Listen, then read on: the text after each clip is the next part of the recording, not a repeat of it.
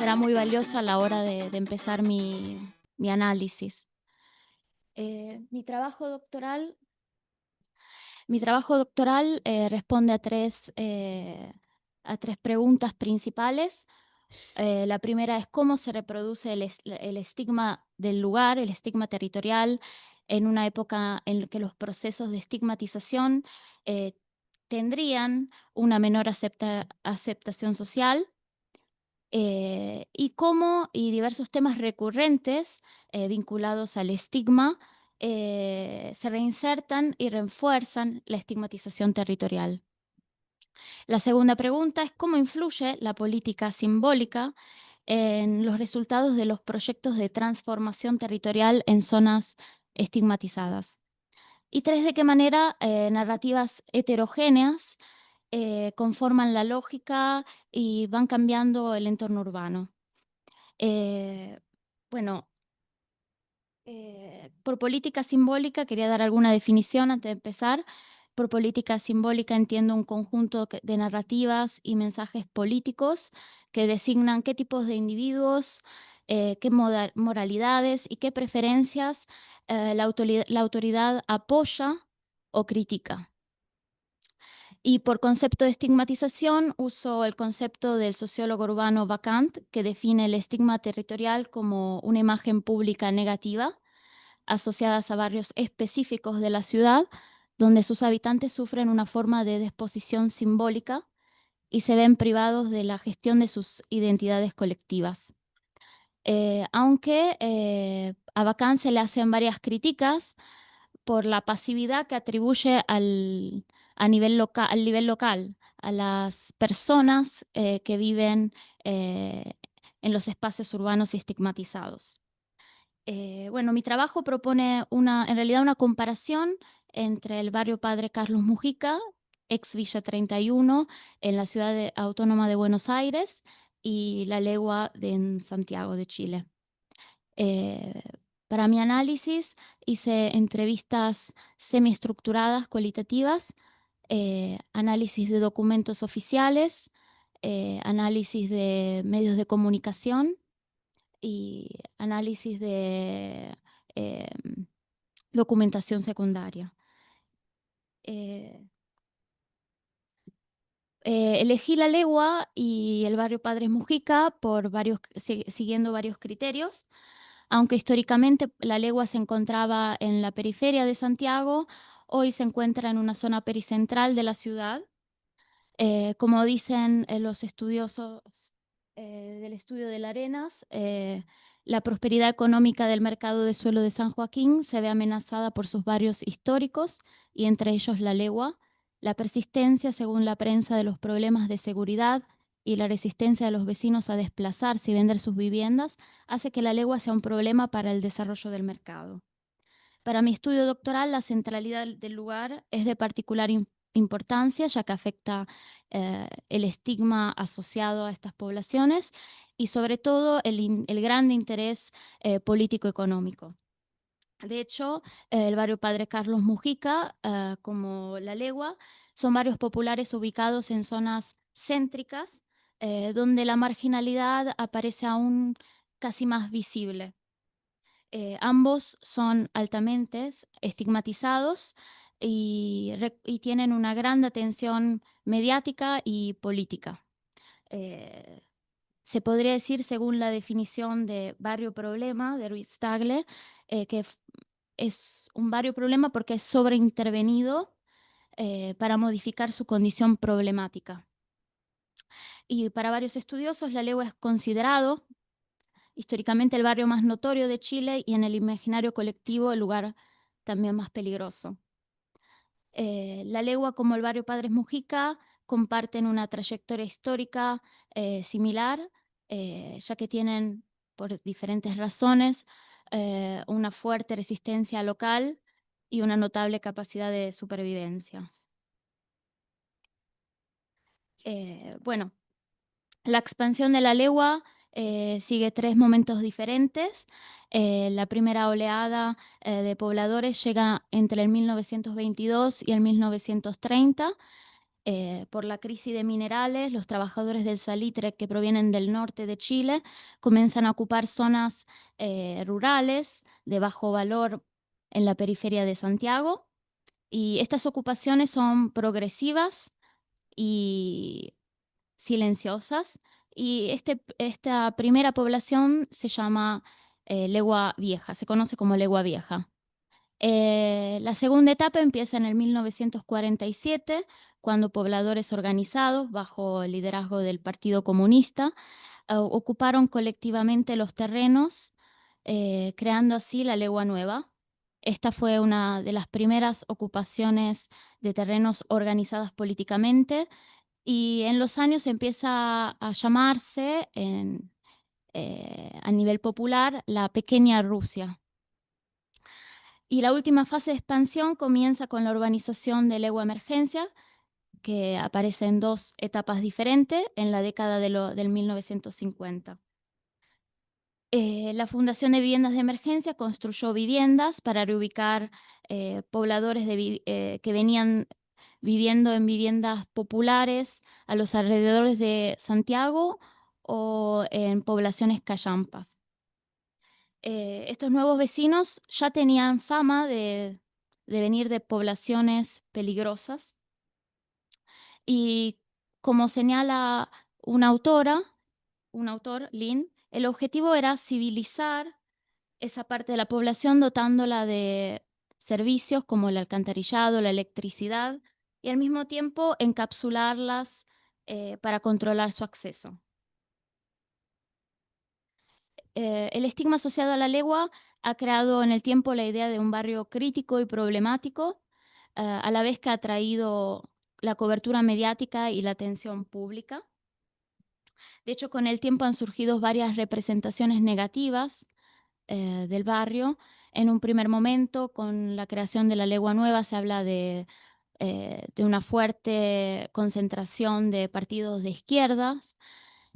Con la creación de Legua Emergencia ya se habla de un barrio, de una población con altos tasas de delincuencia, y se crea una identidad delictual como la identidad del choro. Por lo tanto, Legua Emergencia comienza en el tiempo a ser percibida como espacial y socialmente inferior por los mismos habitantes de la legua, que ya estaban en el fondo. Durante la dictadura militar, la legua fue una de las muchas poblaciones donde la población se enfrentó al gobierno cívico-militar de turno. La fuerte presencia de partidos de izquierda provocó represiones y numerosos asesinatos de militantes políticos.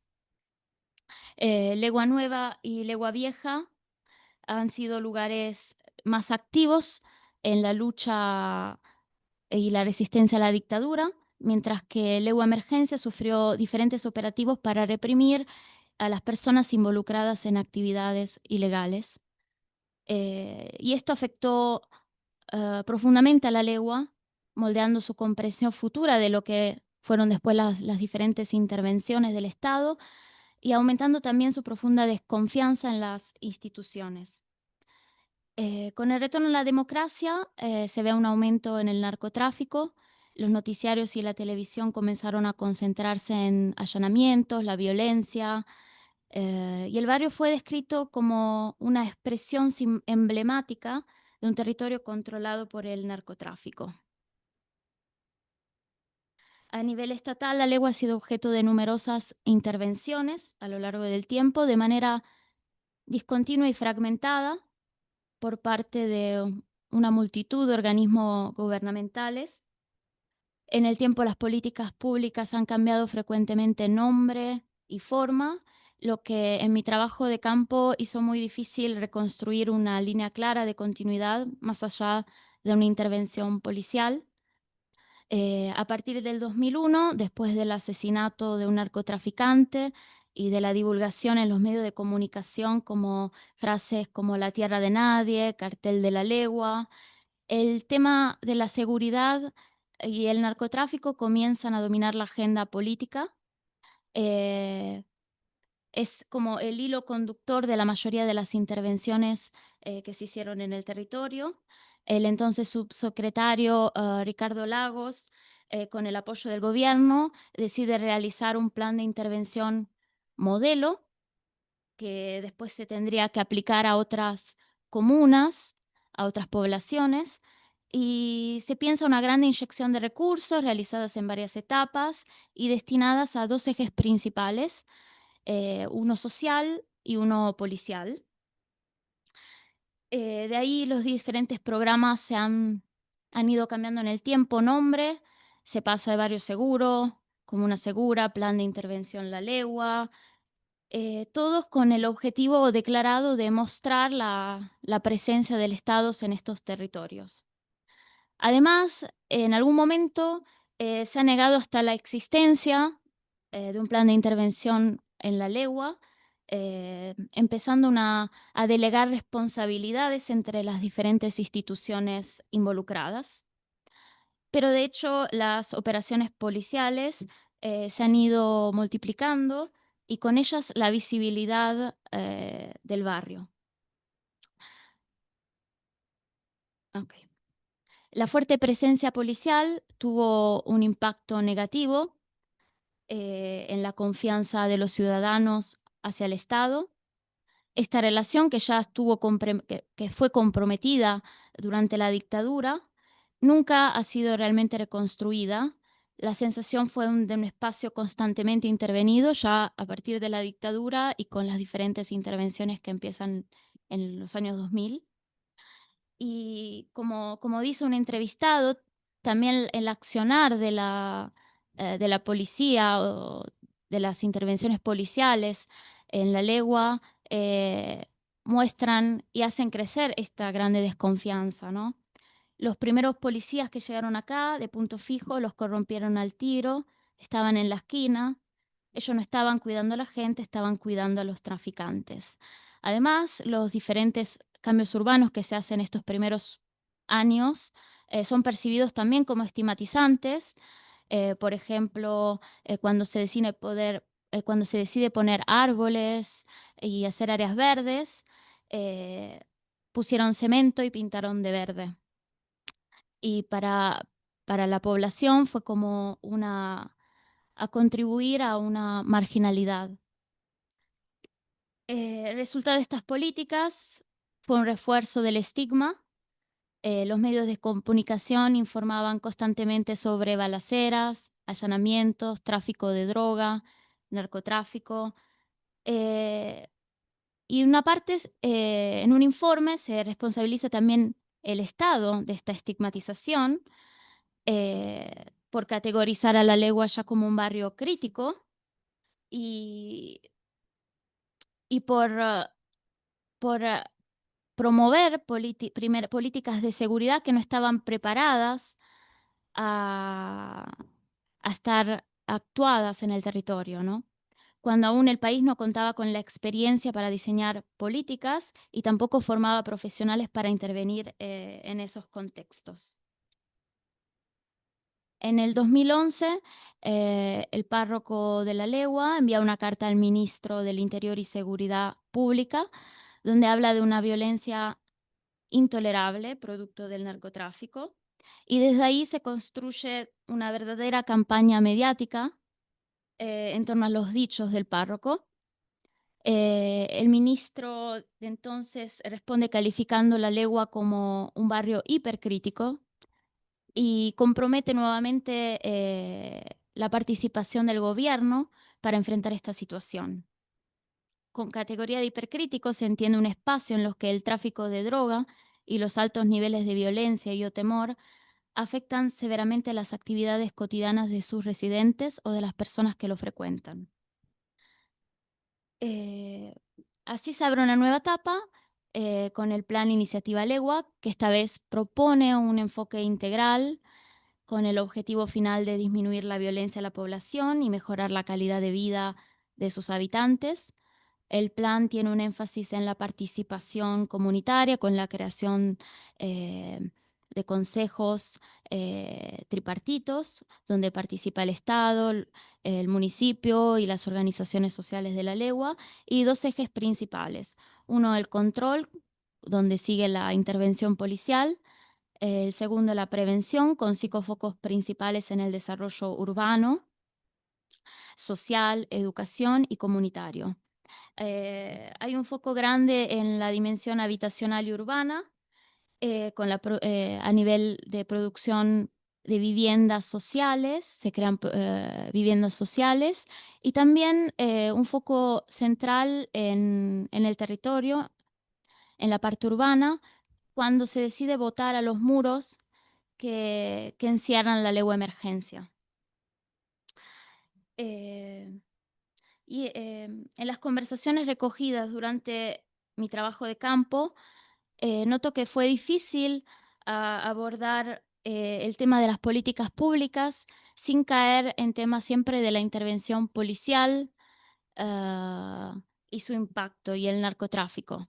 O sea, era como si el foco principal de estas políticas fue percibido como un control policial.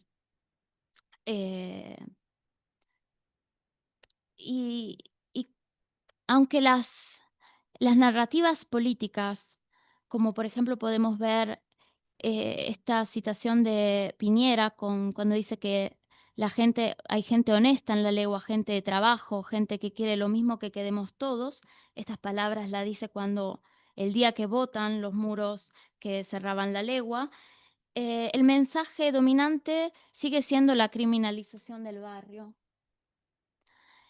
con un foco obsesivo en el narcoterritorio, que termina por oscurecer las responsabilidades políticas e institucionales y acaba invisibilizando no solo las necesidades reales de la comunidad, sino también las causas estructurales que alimentan el propio narcotráfico y las responsabilidades históricas, económicas y culturales. Además, el foco en la dimensión urbana, pensando que la segregación terminaría una vez, terminaría y también el narcotráfico, botando los muros de la legua, se hace un foco en el espacio urbano y este se convierte en objeto de intervención como si la dimensión espacial fuera el problema principal y desvía la atención de otras cuestiones estructurales. Así, para que surja el rol político, el estigma y la visión negativa del barrio sirven como instrumento para resaltar la acción política y la necesidad del cambio. Entonces, la política simbólica resulta funcional a la intervención política y no al barrio en sí y a sus problemas. Sin embargo, a nivel local, las representaciones públicas y dominantes de los grupos sociales son regularmente cuestionadas por las personas que habitan el espacio. Legua Emergencia también a nivel local se percibe como el sector más vulnerable desde el punto de vista socioeconómico y la que encarna mayormente todo el estigma asociado al nombre de la legua. Se puede notar, por ejemplo, ya cuando los habitantes de la legua hablan sobre los diferentes espacios, se habla como pa' abajo para referirse cuando uno se mueve de legua nueva o legua vieja hacia legua emergencia, y para arriba cuando se mueven de legua vieja o nueva hacia legua emergencia. No, al contrario, de legua emergencia hacia legua nueva y vieja. Y esto crea una geografía social más que geográfica porque la legua emergencia se encuentra en el sector norponiente, que refleja directamente una jerarquía social que se reproduce también a nivel local. Además, en una de las entrevistas, se refleja como los mismos jóvenes muchas veces de chico no sabían que las otras leguas, la legua nueva y la legua vieja, pertenecían al espacio de la legua y se pensaba que la única legua fuera la legua emergencia.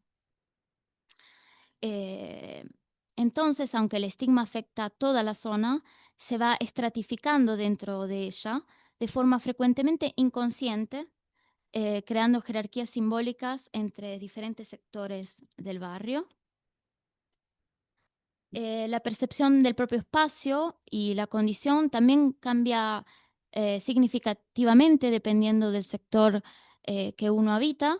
En las entrevistas se ve un cambio en las percepciones de oportunidades y de narrativas, moviéndose desde legua nueva, legua vieja, y con legua emergencia se refleja un discurso más vulnerable, más estigmatizado y un lugar más difícil para habitar.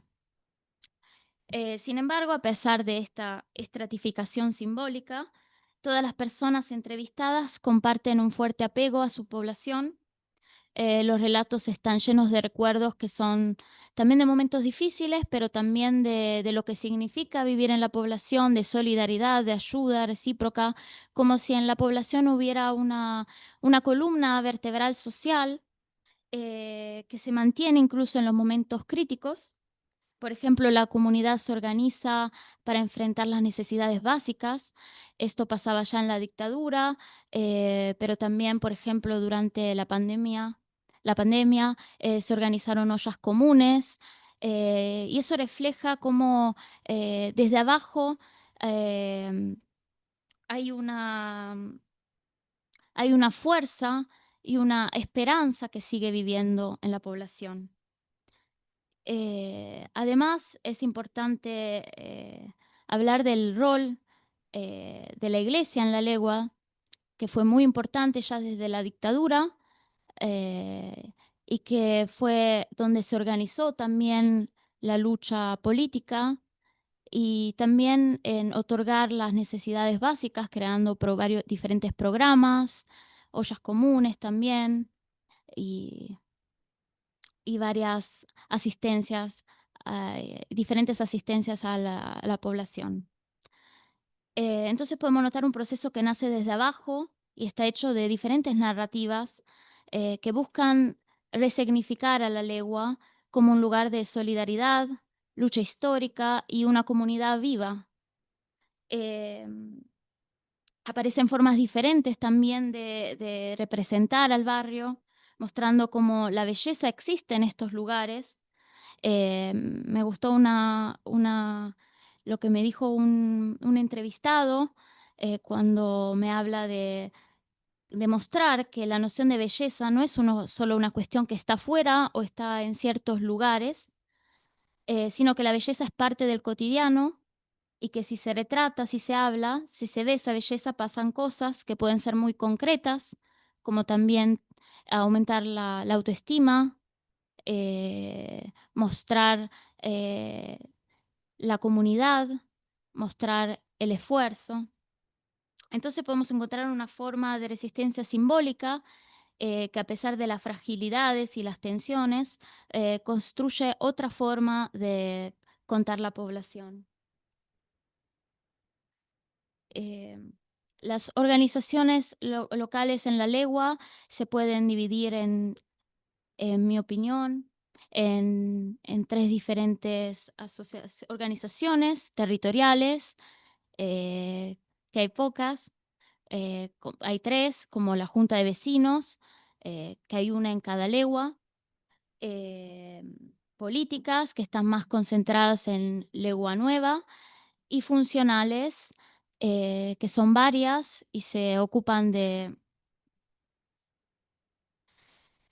eh, y están orientadas hacia adolescentes, niños, ofreciéndose actividades deportivas, culturales y recreativas. Se pueden reconocer dos tipos también de organizaciones, algunas más autónomas, que no quieren conversar con el Estado y no quieren recibir sobre todo inversiones económicas para mantener la posibilidad de una criticidad, de poder criticar, de poder tener una visión libre de algún interés económico. Para muchos sería como muy lógico que dijera, oye, este Estado no violenta, pero sin embargo no financia. Y la segunda frase que decidí citar hoy es para mí significativa, eh, de un proyecto muchas veces neoliberal que busca mostrar qué ciudadanos pueden participar a, a la vida pública, que son aceptados por el Estado y cuáles no. Entonces, el cambio de visión, el cambio de la visión del barrio, pasa por el cambio de muchas costumbres, de cosas que no son aceptadas a nivel social, porque busca modificar nuestras formas, nuestras prácticas, nuestros lenguajes y conducirnos a un aparente estado de normalidad del que supuestamente carecemos. Un proceso que considera inaceptable e indeseable nuestras formas de vida. Eh, de otra parte, encontramos organizaciones abiertas al Estado porque piensan que los recursos públicos pertenecen a los ciudadanos y deben ser aprovechados para hacer algo por la comunidad. Hoy las organizaciones autónomas, no, hoy las organizaciones se muestran fragmentadas y desarticuladas. Las que están financiadas por proyectos, pero durante el plan Iniciativa Legua, la municipalidad se posicionó como intermediaria en la repartición de recursos económicos hacia las diferentes organizaciones. Y esto creó algunos conflictos entre las mismas organizaciones que participaban al Consejo de Organizaciones Sociales. Eh, para muchos fue un intento de también crear una división para quién se otorgaba diferentes recursos. Como dice un entrevistado, eso también juega un rol desarticulador total en lo que es la organización social. Fue como mucho pan y circo para las organizaciones, no fue nada concreto, nada en términos educativos, en términos de proyección, en términos de poder haber querido invertir en una población tan estigmatizada. Muchos de los financiamientos duraron poco tiempo y no producieron cambios significativos. Eh, Más allá de eso, también la municipalidad se pone como en el centro entre las autoridades y las instituciones gubernamentales y los pobladores y las otras personas que habitan la comuna. Ahí también está presente un estigma hacia la legua de parte de las poblaciones cercanas, acompañado por la frecuencia, acompañado con frecuencia por el malestar que se genera por lo que dicen los otros habitantes de San Joaquín, por los recursos que se han destinado a la legua. Y existe también un rechazo a la idea de vivir cerca a personas provenientes de la legua, como surgió en una entrevista a una funcionaria. Por ejemplo, los consejos de allegados eh, que para acceder a una vivienda social no quieren vivir con personas que viven en la legua. Entonces se creó como dos organizaciones diferentes a nivel de la comuna, los allegados de la legua y por otros los allegados de la comuna. Porque en las palabras de la funcionaria, los de la comuna decían: yo me quiero ir a vivir a un lugar, pero yo no quiero que lleguen los de la legua. Actualmente, no, ah, actualmente eh, el estigma parece haberse atenuado a nivel mediático. Mientras que en el pasado la legua estaba todo el tiempo en el foco de reportajes, noticias e intervenciones estatales, hoy la atención mediática es como si se ha desplazado a otras poblaciones de Santiago. La difusión generalizada de problemas como el narcotráfico, la delincuencia y la pobreza ha contribuido a que el estigma percibido a nivel local disminuya. La legua ya no está de todas partes, parece haberse convertido en una población más. Eh, Tal vez no haya disminuido, sino que se haya desplazado temporalmente, listo para reaparecer en cualquier momento y se reproduce y se sigue reproduciendo de manera sutil en prácticas cotidianas y prejuicios antiguos. Entonces, como consideración final, podemos hablar de que el estigma se resignifica, no necesariamente desaparece, que la estigmatización territorial se articula con factores históricos, sociales y políticos, y en la legua las políticas públicas han respondido enfocándose principalmente en temas de seguridad y en la dimensión espacial del problema, en cierto modo reforzando la criminalización del barrio. Pero también es importante para mí remarcar la ambigüedad que hay entre esta dominación y resistencia, la estigmatización a varios niveles, para evitar celebrar lo que es la resistencia o sacar conclusiones demasiado pesimistas sobre este fenómeno. Em, Porque sin embargo, desde abajo emergen muchas formas de resistencia, redes de cuidado y narrativas que buscan mostrar otra cara del barrio. Gracias. Disculpen, estaba muy nerviosa.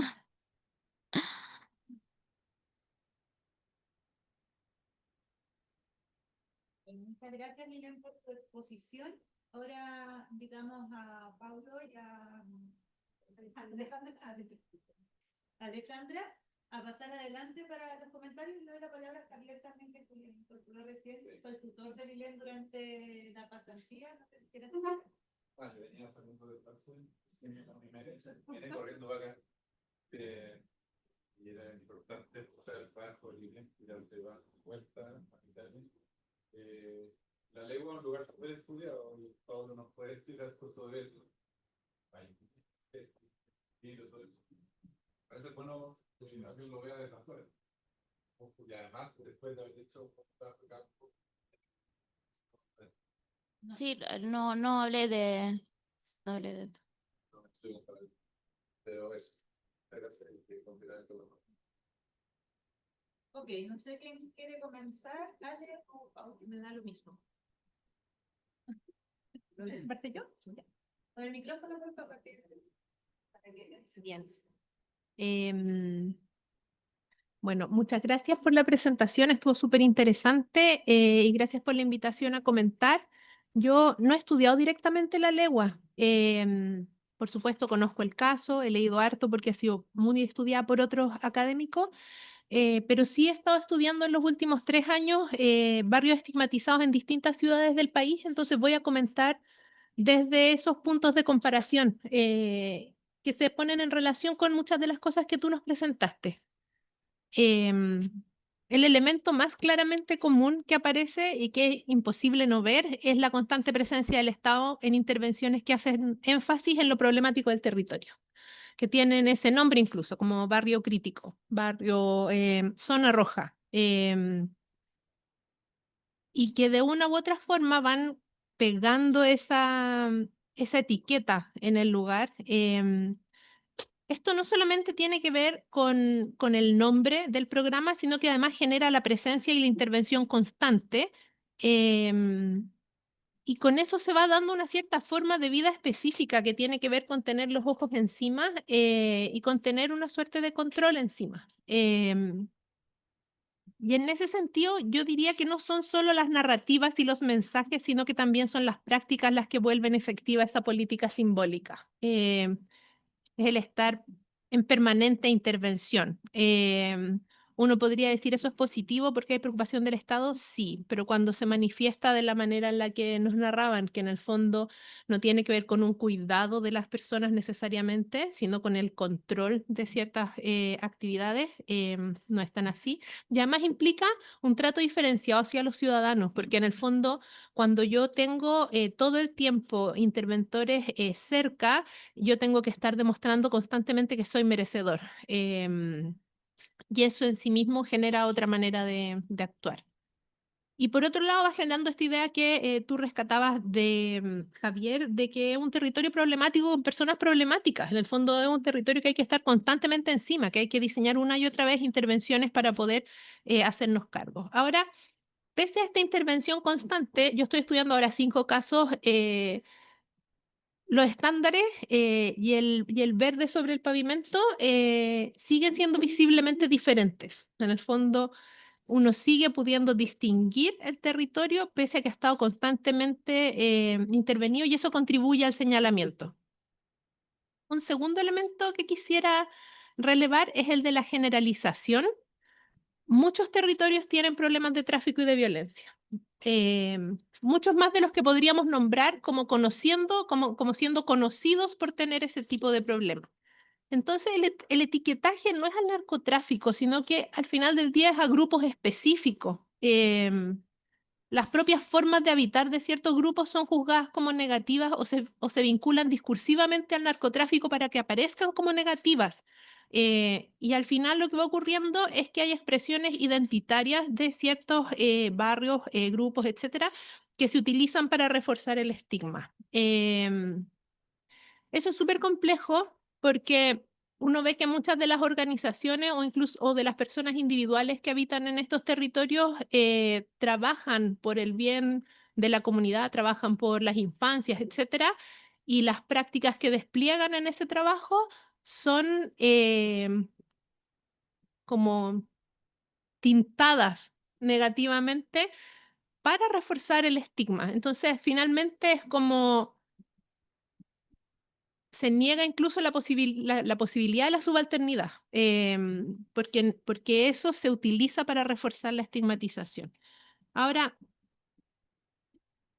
eso no quita la creación de distinciones internas o jerarquía. A mí me ha tocado ver mucha resistencia,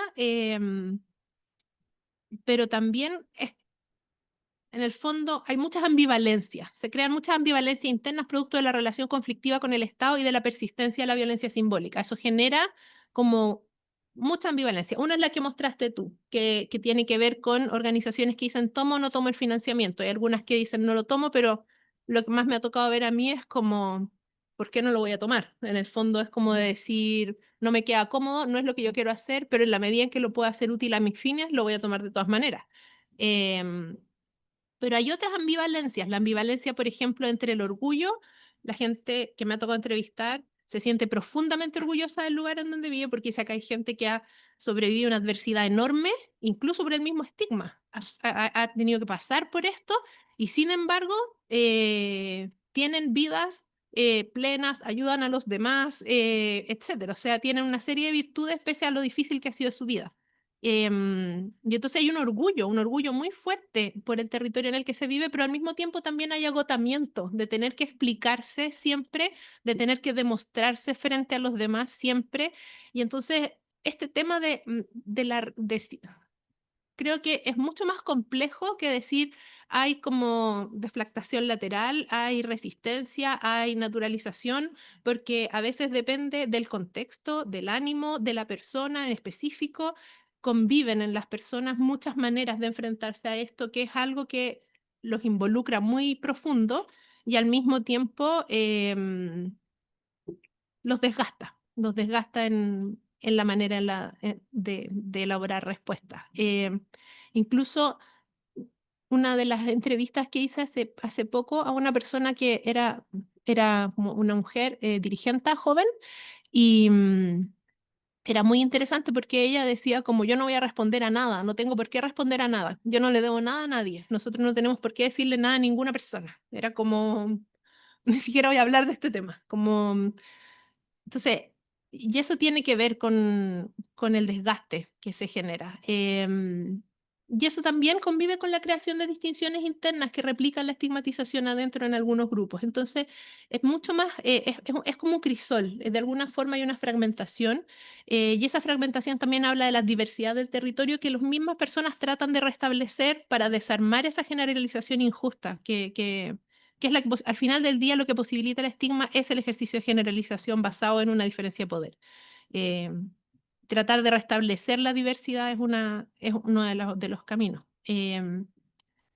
Pienso que además hay una función del estigma de darnos la sensación de separación de lo indeseable, porque está en otro lugar. Entonces es fácil, como ya en ese sentido yo no estoy tan segura de la pregunta de cómo se produce la estigmatización cuando ésta tiene menor aceptación social, yo diría que hoy día nos parece súper aceptable estigmatizar con base en una suerte de como escala de valores hegemónica, de decir que hay ciertas cosas hay ciertos usos del espacio público que nos parecen indeseables y por lo tanto cuando los vemos decimos que ese territorio es flaite, poniéndolo como negativo. eh, y además asociándole a esa categoría como toda una serie de actividades criminales ilícitas. Que hay ciertas maneras de usar el espacio público, que hay ciertas maneras de habitar, que hay ciertas maneras de relacionarse y yo diría que la gran mayoría de las personas, usando conceptos como la idea como de el ser buen vecino, de vivir bien, de usar las cosas correctamente, están totalmente disponibles a estigmatizar y tiene esta funcionalidad de hacernos sentir que estamos como puros y libres como de estas otras formas que nos parecen como amenazantes. Es como que crea una ficción de blancura. Em, Eso, y me encantaría conocer tus conclusiones comparativas. Para conocer un poco qué se parece este caso al otro que viste. Eso, muchas gracias.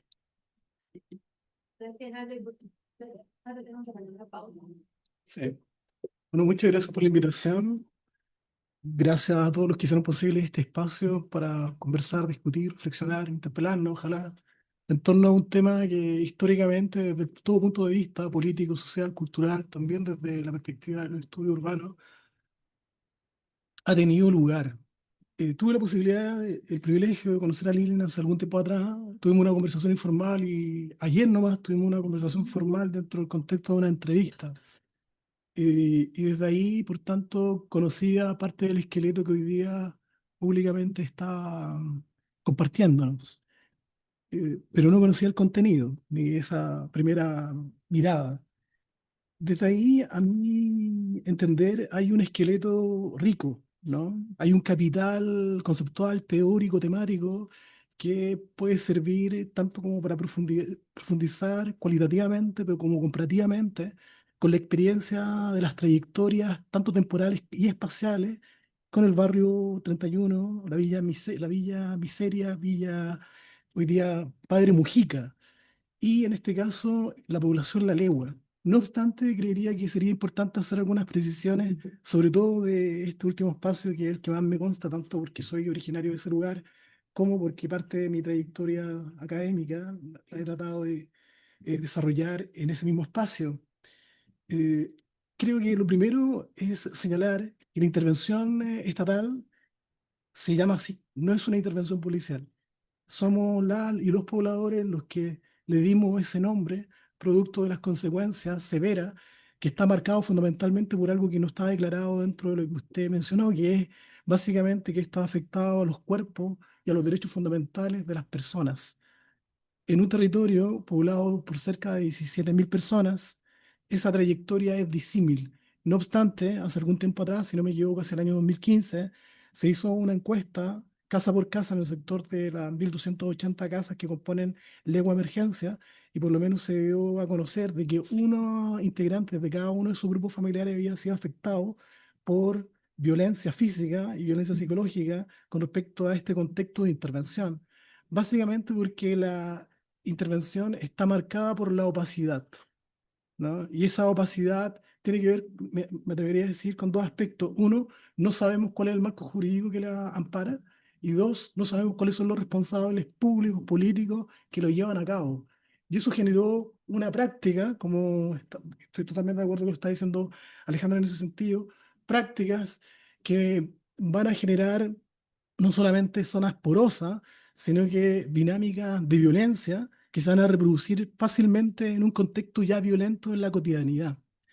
Em, Básicamente porque la respuesta de los funcionarios policiales, más carabineros que policía de investigación, pero los dos con determinado fuerza, van a decir que el tratamiento o las prácticas que realizan y los pobladores, como por ejemplo controles de identidad, desnudamiento público, tocaciones en el caso de la mujer en la vagina, en el caso de los hombres anal, y una serie de otras cuestiones que van a estar derivadas desde ahí, van a estar amparadas por el contexto de la intervención. Y la respuesta concreta de esas policías, y eso está testimoniado a través de los recursos de protección que se establecieron a partir del año 2005 y que no se detuvieron hasta el año 2011, era que estaban intervenidos. O sea, en un contexto de intervención, por tanto, eso daría Pablo a que aparentemente ese tipo de situaciones se pudiese legitimar o validar, etcétera. El año 2009 se estableció un amparo, un recurso de amparo que llegó a tribunales, primero al Consejo de Transparencia y más tarde a la Comisión Interamericana de Derechos Humanos y a la Corte Interamericana de Derechos Humanos en un proceso que no terminó durante 10 años. O sea, comenzó el año 2009, no ha terminado hasta la actualidad, pero ha tenido distintas instancias que yo creería que sería importante precisar, básicamente para dar cuenta de que este estigma que dices tú es un estigma de cuerpos también. Es un estigma del cuerpo del espacio y del territorio y es un estigma que cada uno y cada uno de los pobladores tiene que llevar aparentemente como una especie de condena. Desde ese punto de vista, me parece importante precisar de que la intervención se ha desarrollado, como tú mencionaste, pero creo que hay que enfatizarlo, en el espacio de legua emergencia. El sector de legua vieja no es un sector que está intervenido, ¿no? Que es el sector históricamente primero, originario del año 1922 aproximadamente, por los obreros salitreros que provenían de las manos cesantes que del norte, y más tarde por el sector de Nueva La Legua. El espacio circunscrito desde un punto de vista práctico, policial, es el que nosotros tenemos en legua emergencia. A mí me gusta mucho el término que la antropóloga Susana Reguillo realiza. Me parece pertinente, me parece acertado, básicamente porque la pregunta es similar a la que tú te estabas haciendo, Lili, en el sentido de que ella se pregunta por los estigmas territoriales y su capacidad de reproducción. Y dice que en el fondo esos estigmas tienen, bueno, varias dimensiones. Resalta, no obstante, los procesos de autoestigmatización. Y en ese proceso que es totalmente reproductivo, y me parece que también se puede vivir como una herencia rota, no reconocida, pero vivida en las praxis, lo que explica ese proceso es la necesidad de ser identificado y ser identificado, socialmente hablando, básicamente por otro tipo de práctica que históricamente, en el caso de tanto de lo que ya está mirando en México como en el caso de lo que uno podría decir aquí en Chile y específicamente en el caso de la legua, tiene una historia o una trayectoria del mundo delictivo. O sea, el ethos es importante en ese sentido porque fíjate que cuando y los pobladores llegan en el año 22, más tarde el 47 y finalmente en el año 49, la distinción es cualitativa. Unos son salitreros, otros son los primeros obreros industriales de Santiago de Chile y los otros están dedicados al mundo, y ellos lo dicen y lo reconocen, al mundo del choro, ¿no? A una dinámica de choro y se reconocen como tal. eh, Me tocó tener la posibilidad y el privilegio de hacer la trayectoria histórica de ese espacio y había una significancia cuyo proyecto no era solamente desde el pasado, sino que de un presente futuro que hablaba de un Estado, como lo dice Reguillo, paralegal, ¿no? Y dice que las condiciones y las construcciones de ese espacio están soberanizadas o son autárquicas porque responden de una manera más inmediata, concreta y definitiva a las mismas necesidades que el Estado debiese encargarse de resolver o por lo menos debe intentar responder, ¿sí? Ante esa carencia aparentemente histórica, digo aparentemente histórica porque si uno lo analiza con más detalle se va a dar cuenta que sobre todo el sector más estigmatizado, ese, por lo menos desde el punto de vista de las fuentes, es al mismo tiempo el que recibió históricamente más ayuda. De hecho, la única población que se hace a través de un proyecto estatal dentro de las 3 leguas es legua emergencia. ¿Mm?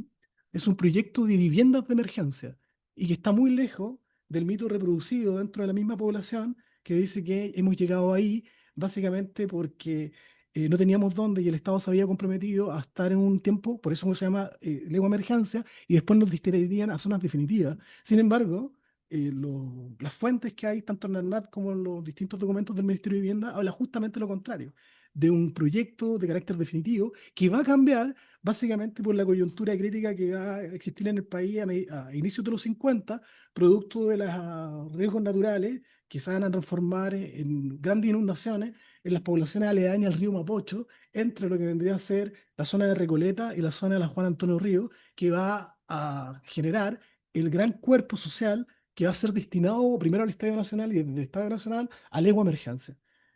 eh, Esa trayectoria, que es la trayectoria de mundos disímiles, marcados fundamentalmente por un hecho y también una construcción identitaria delictiva, se va a transformar en la década del 70, y eso está también registrado, producto de la dictadura y particularmente de la DINA, de la Dirección de Inteligencia Nacional, en un lugar donde el narcotráfico ingresa con todas las libertades que uno se podría imaginar para que eso ocurra.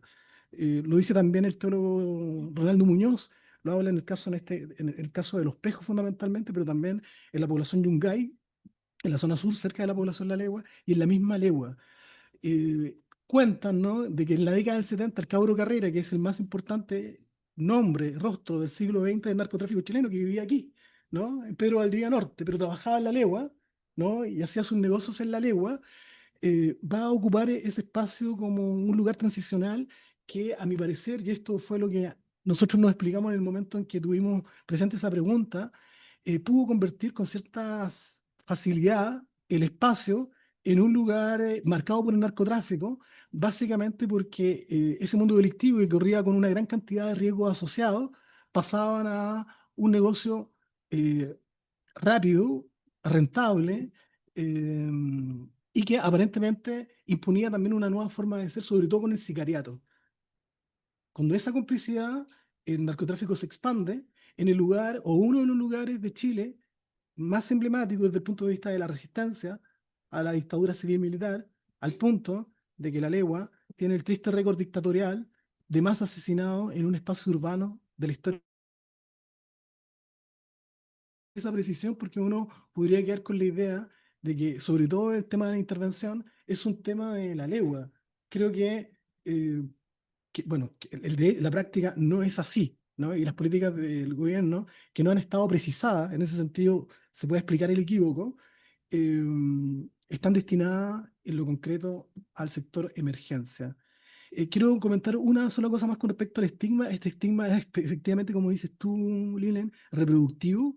Fíjate que los diarios y la prensa, que es una de las fuentes que tú estabas ocupando como para desarrollar tu estudio, hablan hacia el año 1922 que han llegado los bárbaros de la ciudad, ¿no? Lo dice el diario El Ferrocarril. El año 47, el diario el- La Nación publica de que, y esto está también en un texto de María Angélica Illanes, que llegó la ES de la sociedad. La ES de la sociedad con aproximadamente 8.000 personas que constituyen el primer foco de desarrollo poblacional de lo que va a ser Nueva La Legua. Y el año 1949 llegaron los delincuentes. Bueno, eso ocurrió hace cerca de 70, 80 años atrás. Y hoy día esta mirada simplemente, que no es tan simple por supuesto, se ha actualizado, se ha renovado, se ha profundizado y se la hemos encargado de nutrir. Y me parecería que ahí parte del foco que se ha estimulado por hacer este tipo de marcas, de sindicaciones, tiene que ver uno con el Estado, y los distintos organismos cooperan y de alguna manera filtran las relaciones con el espacio comunitario, como es el gobierno local. Dos, los medios de comunicación de masa, que se han encargado de reproducir en forma totalmente inicua, desigual y poco investigada lo que supuestamente pondera en la vida cotidiana de ese espacio. Y tercero, la propia sociedad civil, que como también mencionaba Alejandra, tiene un estímulo, sobre todo yo diría que a partir de la pandemia, muy de una vocación muy simple por sindicar a los otros, quizás como una manera de distinguirse, ¿no? Simbólicamente de nuestro espacio y por tanto de generar cuotas de identidad. Em, entonces, creería que una de las posibilidades dialógicas que podrían darle mayor hilo de conducción a esta trayectoria larga que nos ofrece casi 100 años de vida, podría ser una aguja, ¿no? Un hilo histórico. Otra manera de sindicar ha sido la forma en que se ha estudiado la población. Me acuerdo de un título de un ex compañero que tuve la posibilidad de conocer, de Rodrigo Ganter, que el año 2017 hizo un artículo que denominó a la población como lugares de furia, ¿no? Territorios de furia me parece que se llama el artículo. Rodrigo tuvo la mala ocurrencia de llegar a mi casa, en este caso, el año como 2010, si no me equivoco, con cámaras y con luces, ¿no? Sin preguntarnos a nosotros si estaba bien, si podía hacerlo. Bueno, eso me costó caro, básicamente porque he sindicado supuestamente con alguien que venía a entrevistar o dar una respuesta a sus inquietudes aparentemente ligadas a la televisión. Eh, y él hablaba de narcocultura. Y aquí también se habla de narcoterritorio. Sé que son menciones y son definiciones, sino conceptos, que se reproducen con mucha libertad en aquellas que tienen el privilegio y las posibilidades de hablar de los otros. En ese juego de espejo, en una alteridad, a mi parecer, miope, el que termina siendo expuesto permanentemente son aquellas que tienen que convivir cotidianamente con lo que otros producen. Y eso me parece que hay que tenerlo en consideración, básicamente como para quizá atender cuáles van a ser las propias consecuencias de nuestro decir.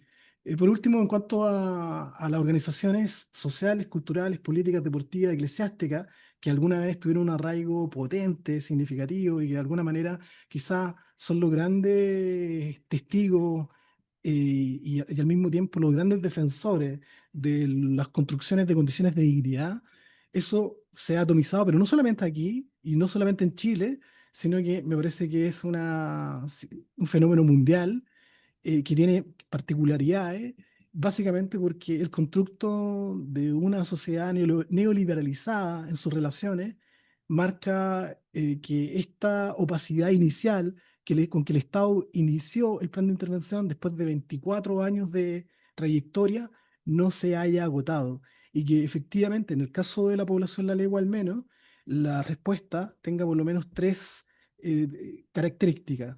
Una, aquellas y aquellos que no quieren tener ningún tipo de relación con la institucionalidad, sea esa institucionalidad estatal o académica.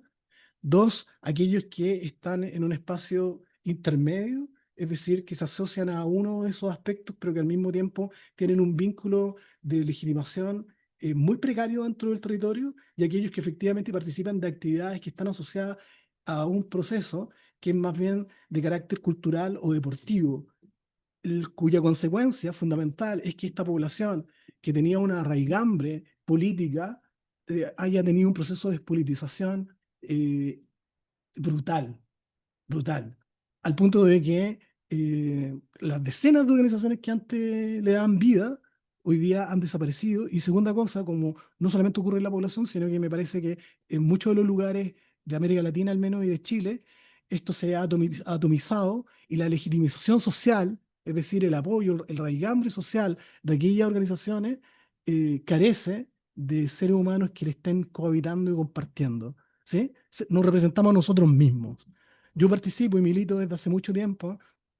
Antes lo hice en el teatro, antes lo hice en la parroquia, hoy día lo hago en el Comité de Defensa y Promoción de Derechos Humanos de la Legua, y te puedo decir que nosotros llevamos 370 casos por violación de derechos humanos. De esos 370 casos, hay 25 recursos de amparo. Nuestro vicario alguna vez fue Mariano Puga, el gran cura de la población, pero la historia de la Iglesia en la Legua es increíble, es una historia que tiene otro correlato con relación a lo dominante, pero lo que te quiero decir es que nos hemos comportado como una pequeña vicaría en la cual básicamente han sido las relaciones provenientes de otros amigas y amigos de otros lugares que han estado ahí y que tienen una cuota de vínculo que está marcada por el afecto, pero que lamentablemente también por la carencia de generar un proceso de estabilidad, básicamente porque, claro, nosotros nos unimos a esta primera versión donde no tenemos una relación con el Estado, el mismo Estado que es responsable de estos crímenes. Así que, bueno, yo te felicito, agradezco la atención también a este espacio. Creería que puede ser muy fructífero y que desde afuera no solamente se trata de tener otra mirada o una mirada distinta, sino que darle significancia y sentido a los rostros que le dan contenido a ese lugar. Gracias, Linden. Gracias, Paulo, por los comentarios. Ahora damos la palabra a Lilen para una pequeña devolución y así alcanzamos a abrir la mesa.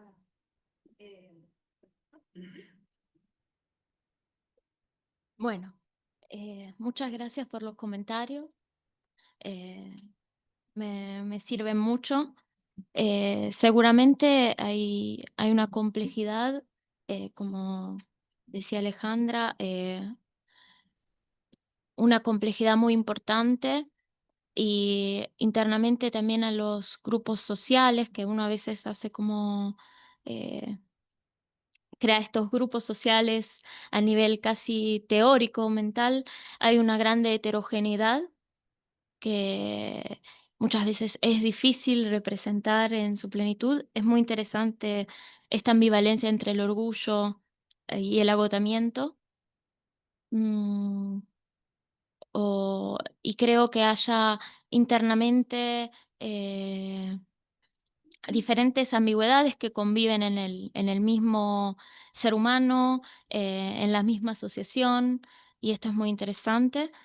Eh, bueno, por razones de tiempo tampoco expandí mucho eh, el trabajo, la presentación, digo, eh, por lo que es mi estudio comparativo, pude notar dos procesos distintos, muy interesantes, a la cual yo me estoy ahora encargando de estudiarlos bien. Seguramente el caso de Barrio Mujica es diferente porque en el caso de la ex Villa 31 fue abandonado por mucho tiempo, no hubo presencia estatal, hubo muchísimos intentos de erradicación en las dos dictaduras argentinas.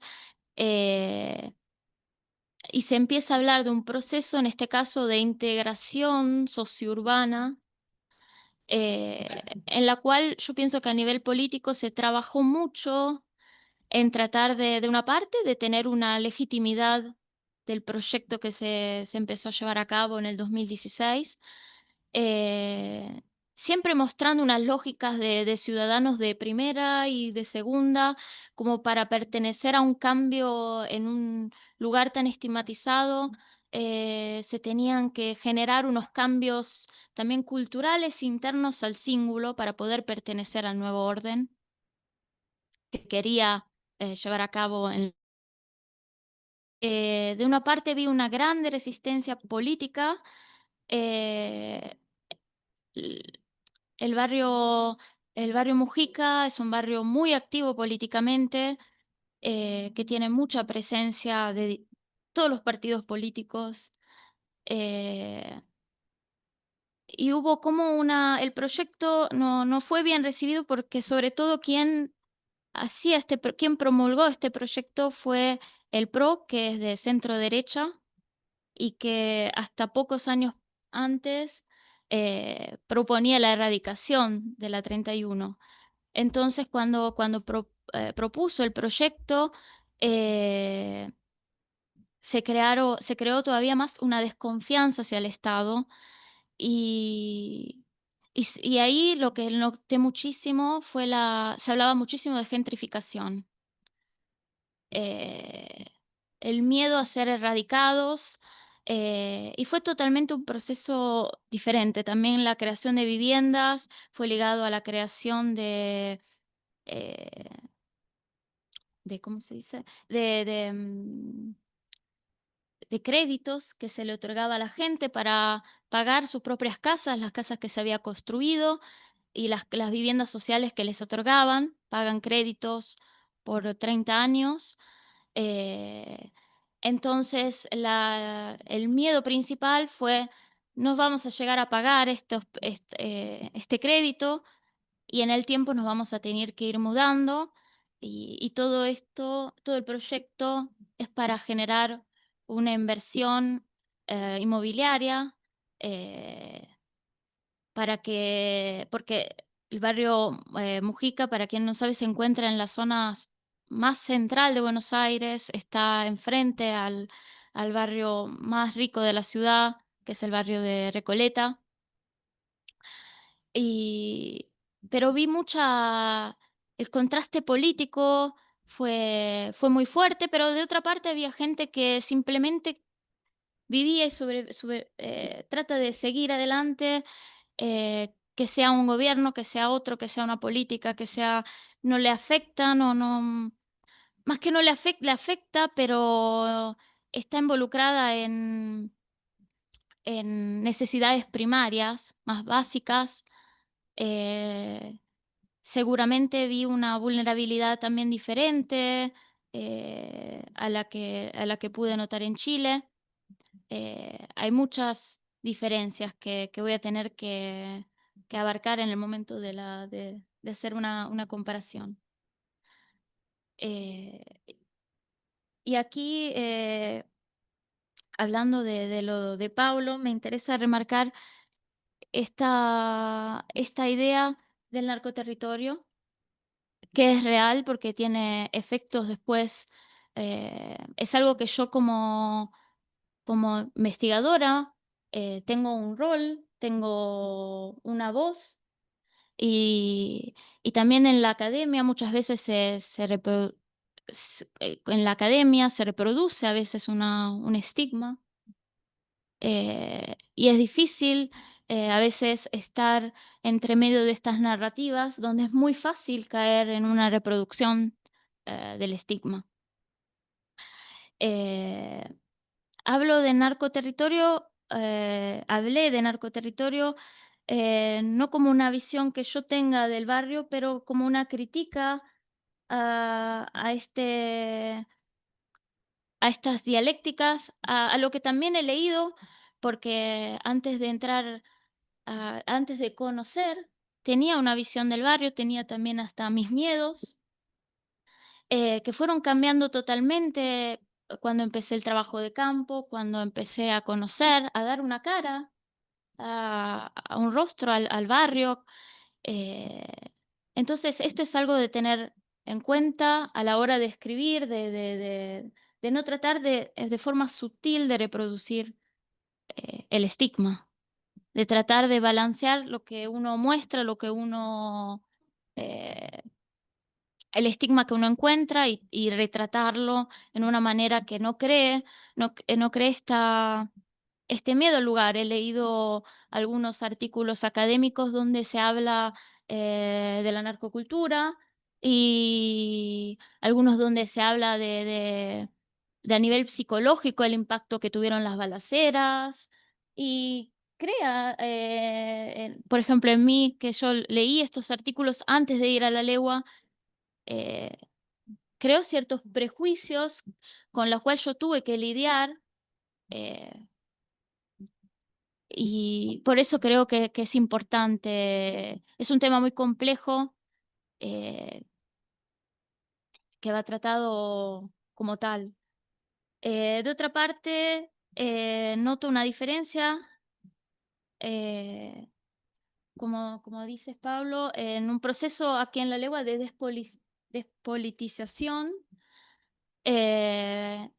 en comparación a lo que pasa, lo que vi en Barrio Mujica, donde con el actuar de las políticas del Estado se reunieron aún más.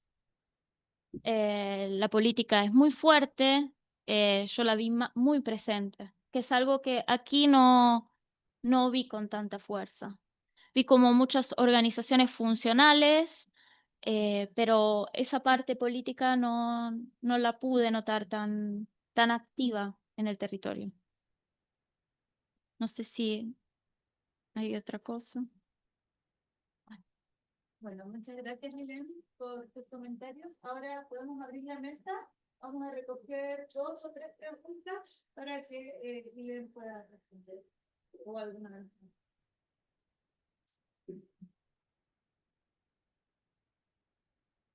Un par de preguntas. ¿Ah? Sí. Una es que de lo que me ha tocado de investigar, una de las cosas más interesantes es que de los pocos que responden, cuando se utiliza mucho los modos de comunicación, que la diferencia de muchas otras poblaciones que la hacen bolsa, los medios. La lengua al día o a la hora, siguiente manda una carta pública diciendo, tenemos esto, traducidas. La pregunta como a Pablo, cómo se produce eso a diferencia de otros pueblos. ¿Por qué la lengua percibe esa capacidad pese a lo que nombraste? Y lo otro, para los tres, puede ser al final nivel de la creación latente, que está ahí, y en este momento quizás no está en su pic, pero podría perfectamente, y ahí se me vinieron a la mente, cuando aparecen los medios de comunicación, esta cosa que le llaman imágenes de archivo. Es que tienen muchas imágenes de archivo guardadas de muchas cosas, porque están preparados para estigmatizar cuando pueden. Eh, y cuáles son como los puntos de partida, porque uno puede decir en algunos lugares hay una estigmatización que es a propósito porque se quiere limpiar un territorio para hacer que se va a inmobiliar. En la legua no me lo imagino eso en el corto plazo. Y muchas otras, en algunas probablemente sí, en la legua quizás no. Y otros tiene que ver con lo que decía Alejandra, de empezar a pensar en territorios y personas indeseables, el momento en que estamos en una contrarreforma política, digamos. De haber pasado por un estallido social, de mucha empatía, mucha cohesión, a lo contrario. Pasar discursos de odio, rechazo, discriminación. Entonces, ¿cómo se pueden relacionar esos momentos? O sea, hay los que estudian la cohesión social han hablado de pics de cohesión, el terremoto en el 2010, la gente en la catástrofe se empieza a encontrar y a unir. El estallido social, ya sea a favor o en contra de los grupos o momentos de encuentro. Pero ahora, momento o periodo más bien largo de contra cohesión, digamos, en donde afloran más discursos estigmatizados. Como que lo dejo de preguntas o temas para. Gracias. No sé si alguien más quiere comentar o preguntar para sumarlo a la mesa. Ok. Sé quién toma la primera. La primera es para Pablo. Sí, es verdad lo que tú estás diciendo. Por lo menos yo recuerdo una carta que hizo la comunidad católica cristiana de la iglesia San Cayetano a propósito de un reportaje emitido en distintos medios de comunicación que exponían tanto a los pobladores y pobladores como al sacerdote Gerardo Gus.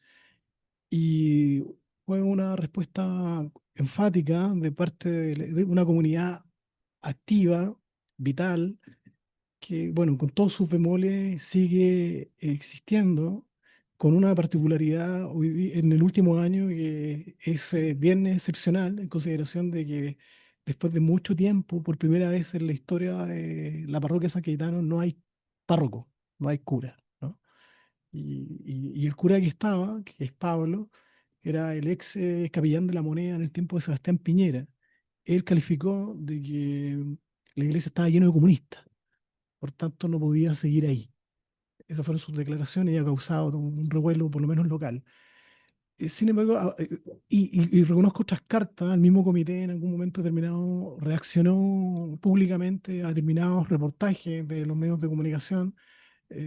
Sé también de la experiencia de otras organizaciones socioculturales fundamentalmente, pero no exclusivamente, que han emitido algún tipo de declaración, por muy rudimentaria que sea desde el punto de vista de su repercusión. Y sin embargo, eso es una forma, una de las formas de dar cuenta de una herencia, ¿no? De una práctica, que es una práctica eminentemente política.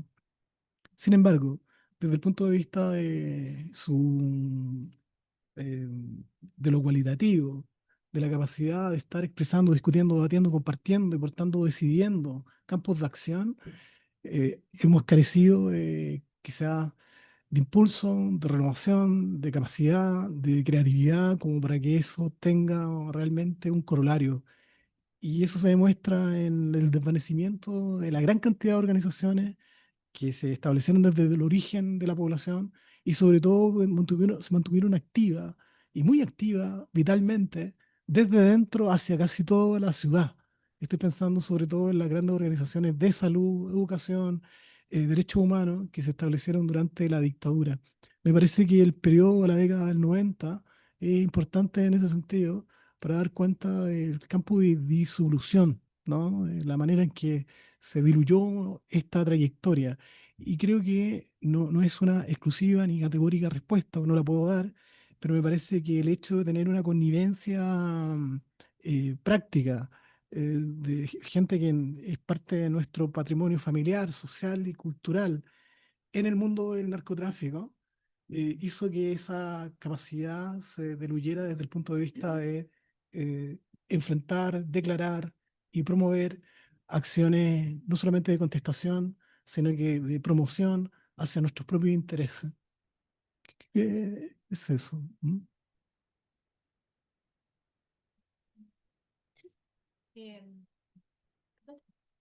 Eh, ninguna respuesta te va a satisfacer, pero no importa. Así es la vida a veces. ¿Buena respuesta aquí? Lo va a satisfacer, Ah, pero es lo que hay. Lo primero es por qué hay que responder. Yo estoy estudiando específicamente juventudes. Y en juventudes, en algunas partes hay menos reflexión respecto del estigma, pero en otras hay grupos que dicen responder quiere decir asumir el estigma y hay grupos que no quieren hacer eso y que por lo tanto quieren bailar al ritmo de su propia música y no es que no les importe, pero es como no van a ceder el espacio de tener su propia agenda, como que sienten que responder es ceder a la agenda del otro. Y no es porque tengan poco poder. Una de las organizaciones que me dijo esto es una persona, por ejemplo, de Chichigang, que podrían responder. O sea, tienen como suficiente presencia mediática como para responder, pero, pero no lo van a hacer. Hay una posición ahí. Y así como están ellos, también nos apareció eso, por ejemplo, en una organización que se llama Orgullo Auspiciano. Em, entonces detrás de no responder a veces hay una posición política explícita.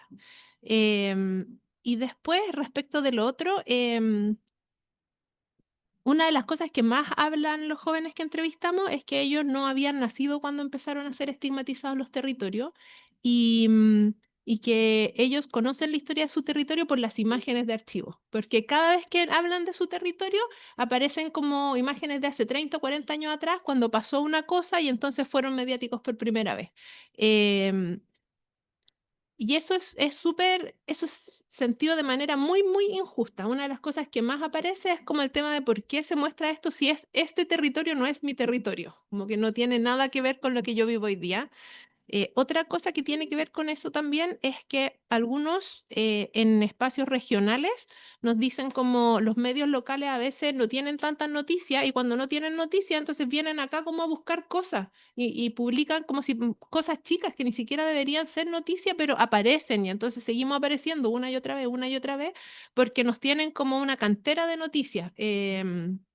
Hay como una especialización en ir a buscar como la nota roja, que a lo mejor pasa en cualquier parte también, pero ellos la van a buscar ahí porque saben que van a encontrar algo y que lo pueden poner como en grande. Entonces también hay un tema de cómo eso se va reproduciendo. Y aquí hay un ojo.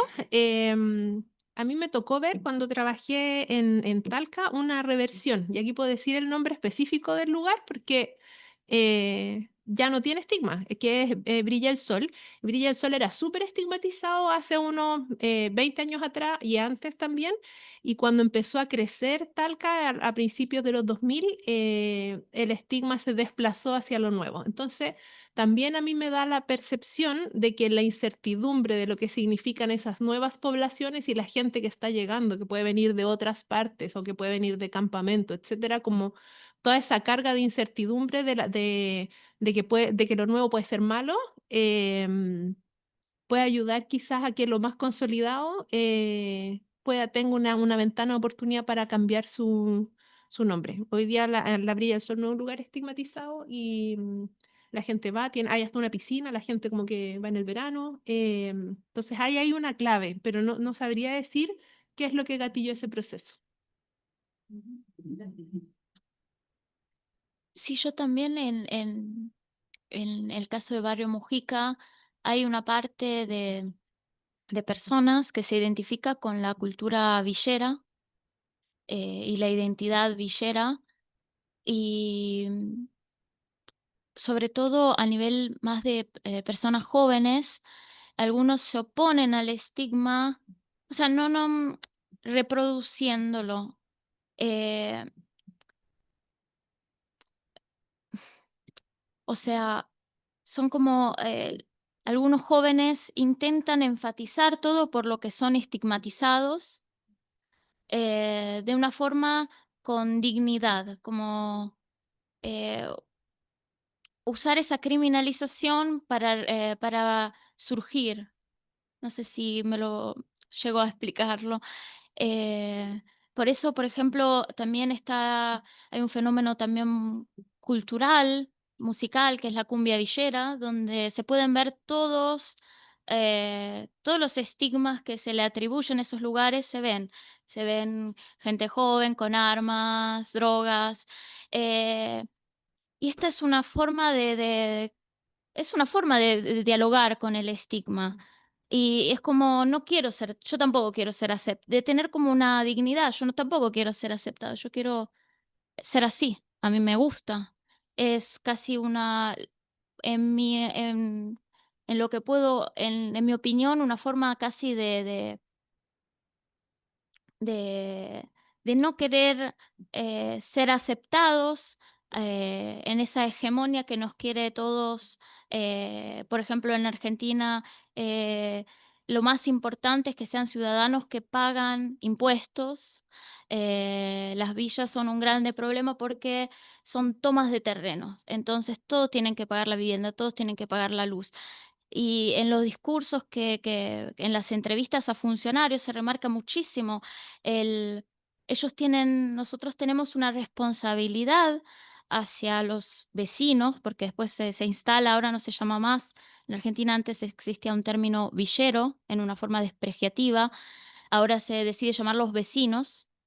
Entonces hacia los vecinos tienen una responsabilidad, pero también los vecinos tienen que aprender, casi hay esta lógica de que tienen que aprender a vivir en una sociedad, que tienen que aprender a pagar impuestos. Y esto va a pasar cuando todo sea formal.